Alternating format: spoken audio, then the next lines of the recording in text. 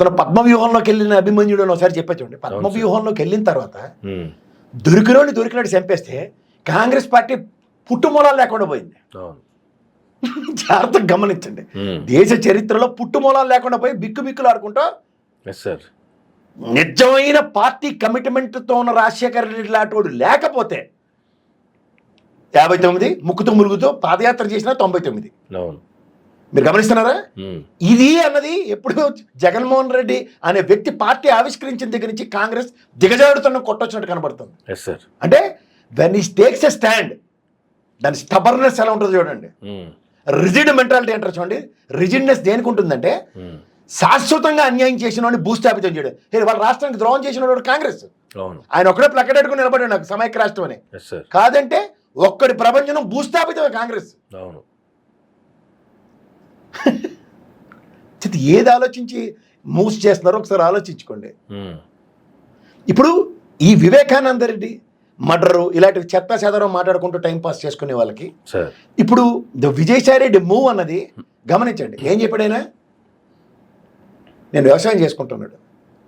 సోమిరెడ్డి లాంటి అయినా మాట్లాడేసాడు. వ్యవసాయం ఏంటని, ఒక ప్రొఫెషనల్ వ్యవసాయం చేస్తే ఏమవుతుంది, బ్లాక్ ఏంటి వైట్ ఏంటి అని తారాజువ్వలు ఎగరేస్తాడు.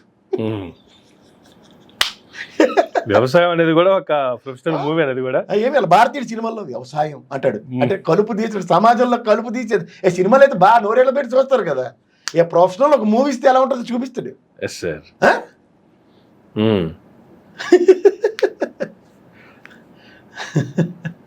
సో ఇక్కడ మీకు భారతంలో శకుని గుర్తుంచుకోండి. శకుని రోలు కృష్ణ పరమాత్ముడు ఒక్కడికే తెలుసు. ఈ సీదానాయి నికాలతో ఉంగిలి తేడా కరికే నికాలో అని. ఇంతెంత అన్యాయం. ఇప్పుడు మీకు సింపుల్ లాజిక్ చెప్తా. 16 నెలలు జైల్లో పెట్టిన జగన్మోహన్ రెడ్డి కాంగ్రెస్ ఇంత పని చేస్తే కేంద్ర రాష్ట్ర సమన్వయం అనుకోవాలి కదా. నిర్మలా సీతారామన్ వచ్చి 10% రేషన్ బోర్డు మోడీ గారు బొమ్మ పెట్టలేదని రేషన్ ఎలా ఇచ్చారు? అవును, అంటే కేంద్ర రాష్ట్ర ప్రభుత్వాలు సమన్వయం కదా. అంతేగా. సో ఇవన్నీ ఎగ్జాంపుల్స్ చెప్తున్నా. ఇలా చేసినా సరే వాళ్ళు 16 నెలలు జైల్లో పెడితే వీళ్ళు 11 స్థానాలు ఇచ్చి పరిమితం చేశారు. అప్పుడు వదులుతాడా జగన్మోహన్ రెడ్డి? వదులుతాడా? సార్ చేత కొన్ని పొలిటికల్ ప్రొఫెషనల్ మూవ్స్ ఉంటే గ్రహించండి. ఎందుకో అలజడి మీరే కాదు, అంటే డైవర్టింగ్ పాలిటిక్స్కి వెసులుబాటు ఇస్తున్నప్పుడు ఇది మన మీదే ఒకసారి మనం ప్రయోగించుకుంటే ఎలా ఉంటుందని ఒక ఛాన్స్ ఇచ్చాడు. ఓకే, ఇప్పుడు దావోస్ పర్యటన ఎత్తిపోయింది. ఇటు పెడితే మొత్తం విజయసాయి రెడ్డి మీద డైవర్ట్ చేయడానికి అలా ఎలా అడ్వాంటేజ్ చేసుకుంటారు. ఈ తప్పేసాలు రెడీగా ఉంటారు కదా. జింగి నిన్న టైం ఆల్రెడీ సార్ ఆల్రెడీ ఈ మూవ్స్ చూస్తున్నారు. మీరు ఎంతకు లేదన్నారు చూడండి. జగన్మోహన్ రెడ్డి గారు ఇక్కడ లేకుండానే నిర్ణయం అంటే నెంబర్ 2కి కొంచెం సామర్థ్యాలు ఉంటాయి. నెంబర్ 2గా నటించబడుతున్న వాడికి ఒరిజినల్ నెంబర్ 2కి డిఫరెన్స్ కూడా తెలుసుకోండి. You can make decisions. A professional can make decisions. మీకు అర్థమైందా? నేను ఉదాహరణకి ఏదైనా కంపెనీకి చార్ట్ అకౌంట్ అనుకోండి, ఎగ్జాంపుల్ చెప్తున్నాను. ఒక డిజాస్టర్ విల్ టేక్స్ ప్లేస్ అన్నప్పుడు ప్రికాషనరీ ఫ్రంట్లో కొన్ని డెసిషన్స్ చార్ట్ అకౌంటెంట్స్ తీసుకుంటారు. ఆ తీసుకున్న నిర్ణయాలకు ఏమవుతాయంటే కంపెనీ కొంతవరకు పరిరక్షించబడుతుంది. అవును, అలా ఇందాక మీరు సీఈఓ అన్న నిరేషన్కి ఒక ప్రొఫెషనల్ మూవ్స్ జరుగుతున్నప్పుడు, ముప్పేట దాడి జరుగుతున్నప్పుడు ఏం చేయాలి?